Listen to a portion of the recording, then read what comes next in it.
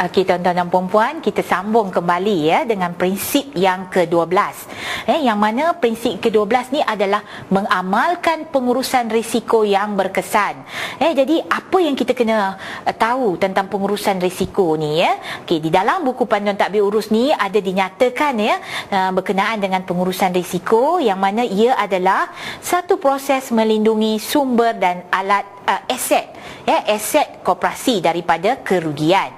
Maknanya dia pembasiran lah ya, yang mana amalan pengurusan risiko yang berkesan dapat mengawal atau mengurangkan tahap kerugian yang akan dialami oleh koperasi.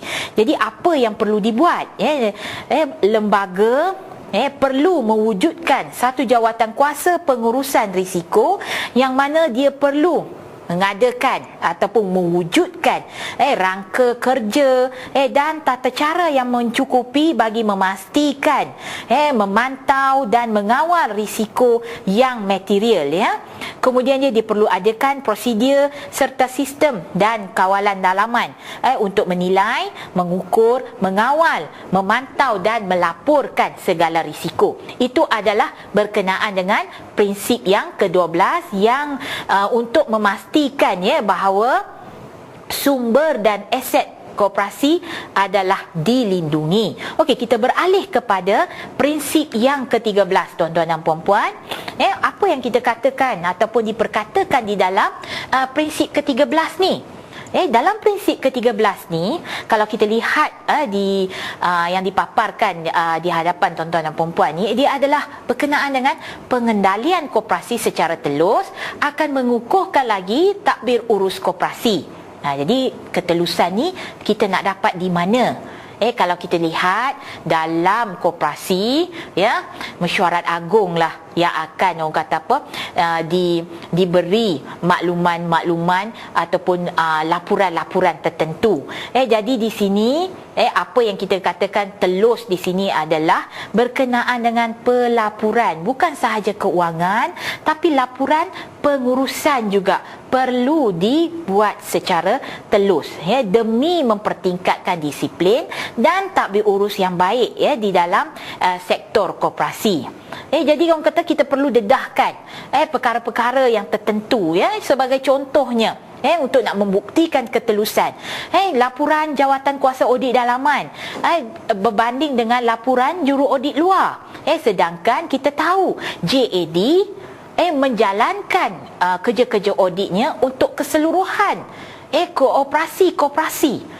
Sedangkan juru audit luar hanya menjalankan kerja-kerja audit ke atas keuangan. Tapi bila kita baca laporan daripada juru audit jawatan kuasa ataupun JAD ni, hanya setengah muka surat.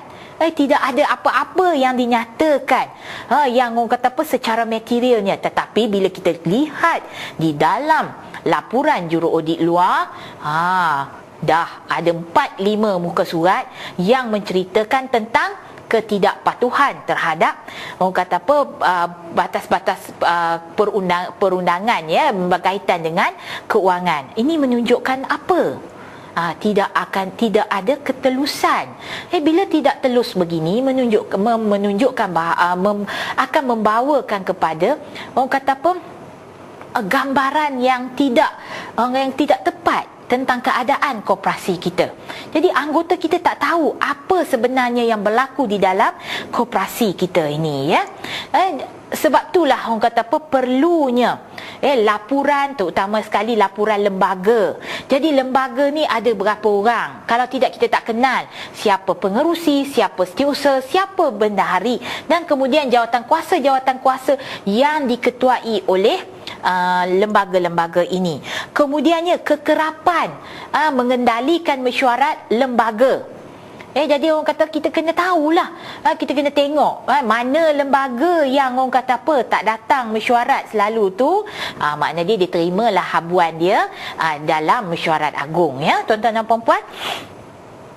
Dan kita perlu masukkan juga tentang jawatan kuasa audit dalaman, siapa JAD yang kita lantik, yang dilantik oleh lembaga, keahlian dia, kemudiannya dari segi orang kata jumlah mesyuarat dan kehadiran setiap anggota. Kalau kata anggota JAD itu tidak hadir beberapa kali dalam mesyuarat itu, adalah menjadi tanggungjawab siapa untuk melucutkan jawatan dia.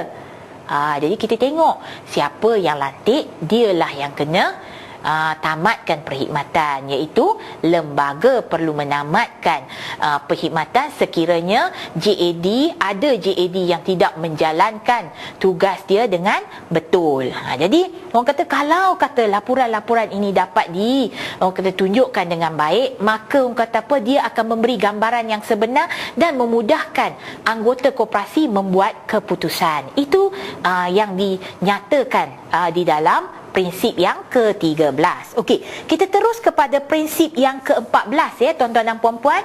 Kalau kita lihat di sini prinsip ke-14 ni merupakan basic asas asas kepada koperasi, terutamanya kepada anggota koperasi untuk memahami dan menghayati apakah orang kata koperasi itu sebenarnya, iaitu mengamalkan prinsip-prinsip koperasi dan menerapkan nilai-nilai koperasi dalam pengurusan hal ehwal koperasi.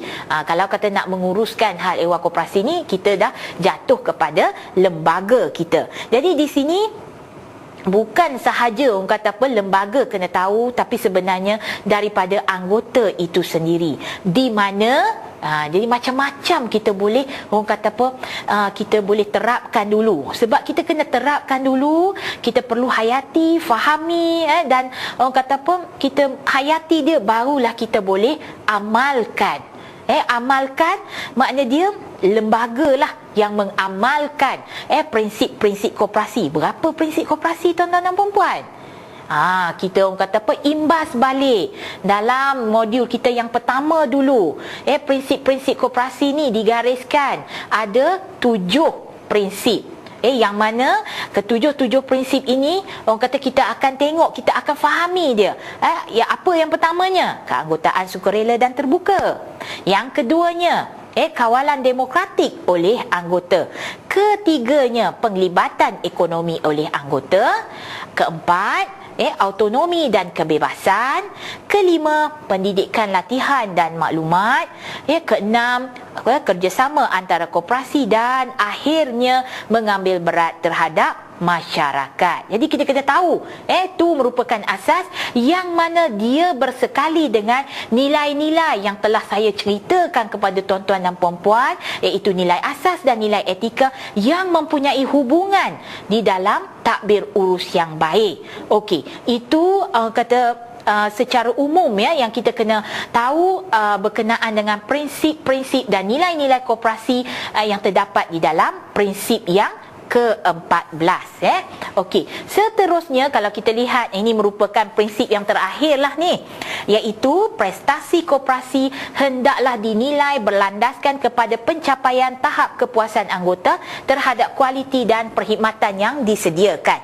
Okey, kita kena tengok kenapa kita tubuhkan koperasi. Kita mesti tahu, kita kena faham sama ada kita perlu atau tidak kepada perkhidmatan yang disediakan. Kalau kata tak perlu, makna dia sebagai lembaga, dia perlu ambil tindakan. Sebab tu dari semasa ke semasa sebagai lembaga, dia perlu membuat survey di kalangan anggota-anggotanya untuk melihat tahap kepuasan anggota. Jadi orang kata sama ada puas hati ataupun tidak. Kalau tak puas hati, kenapa? Dan perlu dibuat penambahbaikan.